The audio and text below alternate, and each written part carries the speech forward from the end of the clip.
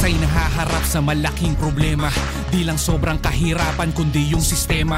Kanya-kanyang girian, kanya-kanyang sisihan, na ang pinakaugat ay ang katiwalian. Basta nyo ang kalagayan ng ating kababayan. Ang dami-daming hikaho sa buhay at kabuhayan. Ang daming kriminalidad, kawalang katarungan. Sa tuwing bubuhos ang ulan, baha agad sa lansangan. Huwag nyo sanang kalimutan na kayo ang nilagay ng taong bayan para kayo po magsilbi nilang kamay. Subalit at bakit nagtatanong kapansin-pansin ay sa halip na ginhaway, hirap sakit ang binibigay. Na ang realidad, hayag na yan ngayon. Dito sa ating bansa may malawakang korupsyon. Hindi na barya-barya, umabot na ng trilyon. Kaya ang taong bayan ay sumisigaw ngayon.